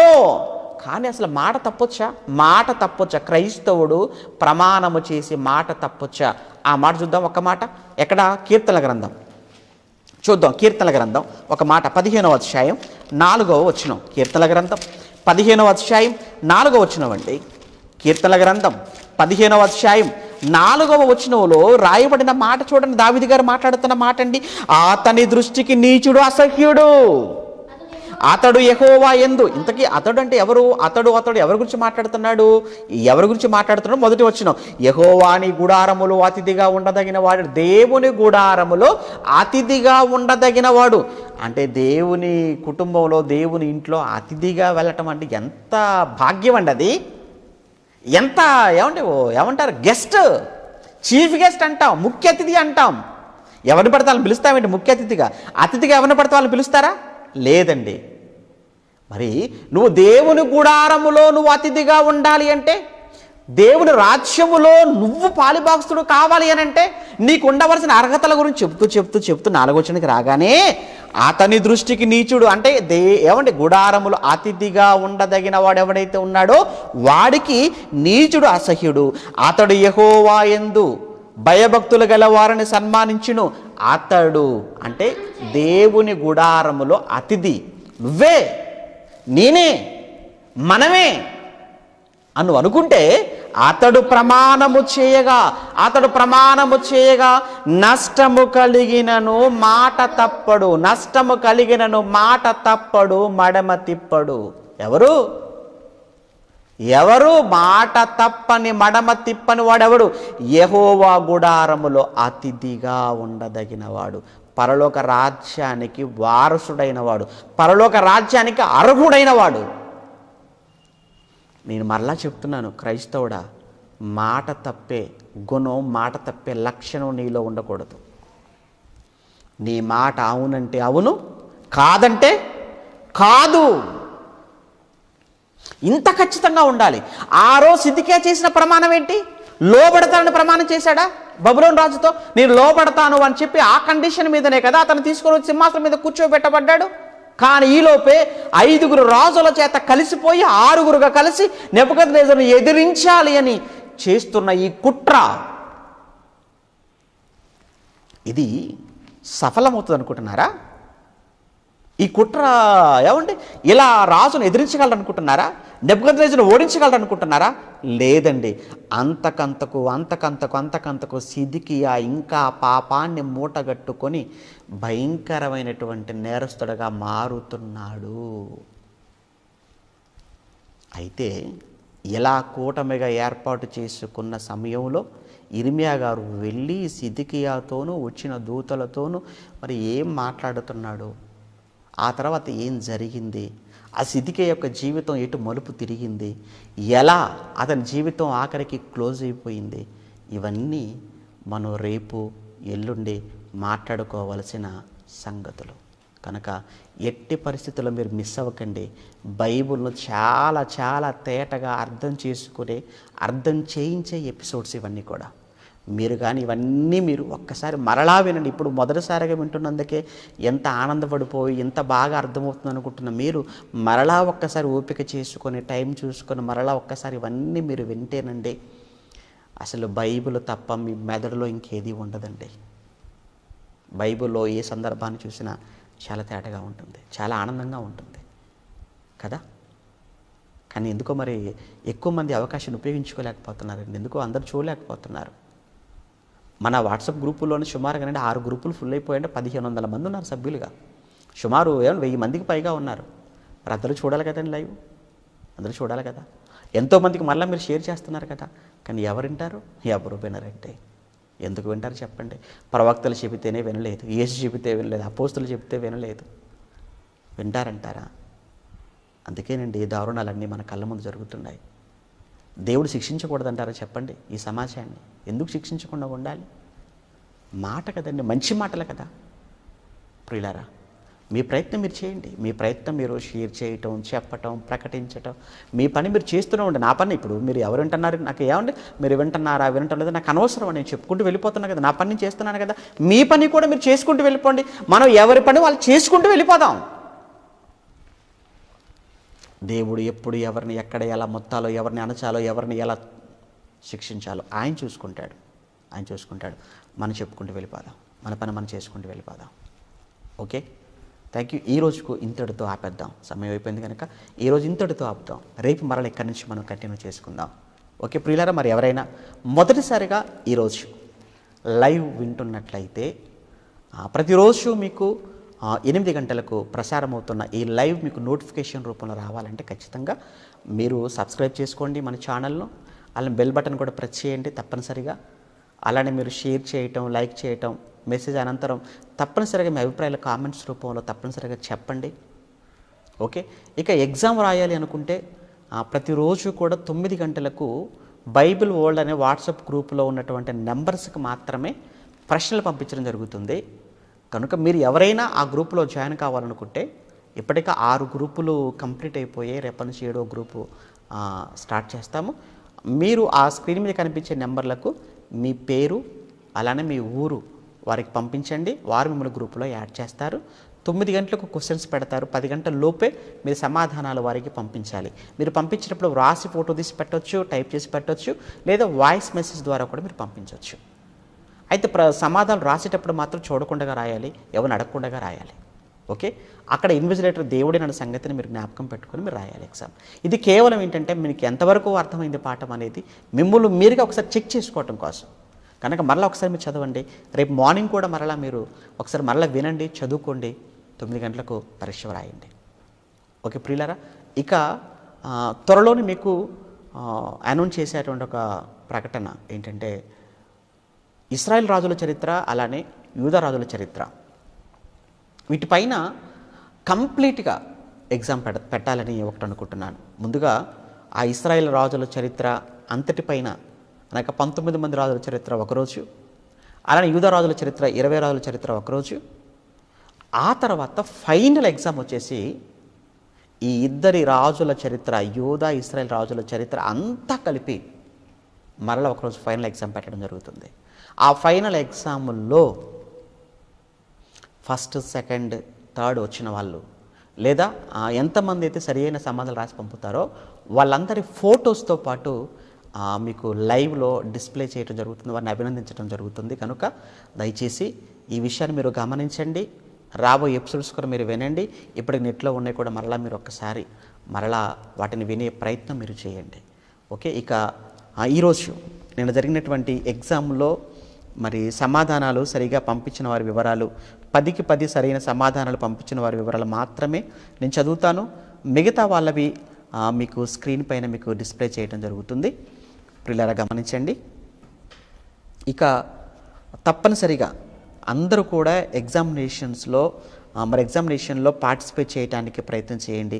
మీరు ఎన్ని సమాధానాలు సరిగా రాసినా పర్వాలేదు. కొంతమంది ఏంటంటే సమాధానాలు రాసిన తర్వాత 4 తప్పులు అయిపోతాయి కదా, ఎందుకులే అన్న ఉద్దేశంతో మీరు ఉంటున్నారు. మీరు అలా ఏం ఫీల్ అవ్వాల్సిన పని లేదండి. తప్పనిసరిగా మీ సమాధానాలు పంపించవలసిందిగా నేను తెలియజేస్తున్నాను. ఓకే, ముందుగా ఎగ్జామ్ నెంబర్ 31 అండి. అంశం వచ్చేసి ఏహెచ్కేలు జీవిత చరిత్ర. ఓకే, ఎగ్జామ్ జరిగిన తేదీ 13వ తేదీ.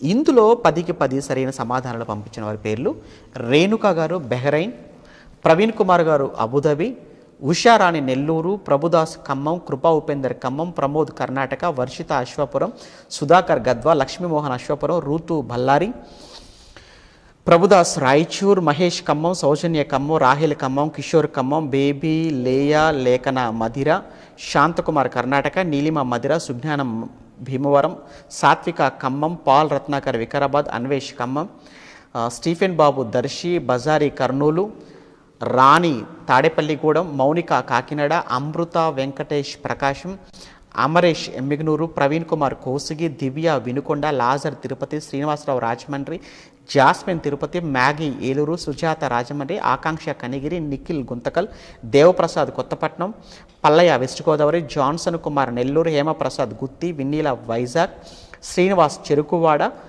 ముత్తు తెల్లదేవరపల్లి. ఓకే, వీళ్ళేనా? రైట్, వీళ్ళేనండి. మొత్తంగా 60 మంది పేర్లు. ఓకే, ఇక 9 సరిగ్గా పంపించిన సరైన సమాధానాలు రాసి పంపించిన వారి పేర్లు మీకు స్క్రీన్ మీద మీకు డిస్ప్లే చేయడం జరుగుతుంది. ఓకే అండి. ఆంధ్ర, తెలంగాణ, కర్ణాటక, మహారాష్ట్ర, అలానే దుబాయ్, బెహ్రైన్, అనేక ప్రాంతాల నుంచి రెస్పాండ్ అయ్యి మీ సమాధానాలు పంపిస్తున్నారు. దేవుడు మిమ్మల్ని మీ కుటుంబాలను మరి ఆశీర్వదించాలని కోరుతూ, దేవుని జ్ఞానంలో ఇంకా దినదినము మీరు ఎదగాలని కూడా మీకోసం ప్రార్థిస్తూ ఉంటాము. ఓకే, చివరి ప్రార్థనతో ఈ కార్యక్రమాన్ని మనం ముగించుకుందాం. ప్రేమగల తండ్రి, మీ పరిశుద్ధమైన నామానికి వందనాలు. మీ పిల్లలకు నేర్పుతున్న ఈ సంగతులు తండ్రి, వారి జీవితాలను సరిచేయాలన్నటువంటి ఉద్దేశమే. ఒకవైపు జ్ఞానవంతులుగాను మరోవైపు భక్తిపరులుగా మలచాలన్న తపన ఈ కార్యక్రమానికి నాంది కనుక ఈ కార్యక్రమం ద్వారా ఎందరో మీ పిల్లలు విశ్వాసంలో బలపడుతున్నారు అని, ఆత్మీయ జీవితంలో వృద్ధి చెందుతున్నారని విని సంతోషపడుతున్నాం. ఇంకా రాబోయే కాలంలో ఎందరో మీ పిల్లలకు ఈ కార్యక్రమం ఆశీర్వాదకరంగా మలచబడినట్లుగా సహాయం చేయమని కోరుతూ, తిరిగి రేపటి దినాన మరల మేమంతా కలుసుకొని మరికొన్ని సంగతులు మాట్లాడుకొని పర్యంతం మమ్మల్ని అందరినీ కూడా మీ కృపలో భద్రపరిచి కాపాడమని క్రీస్తునామని ప్రార్థన అడుగుతున్నాము తండ్రి. ఆమెన్. ఓకే, అందరికీ వందనాలండి. Thank you.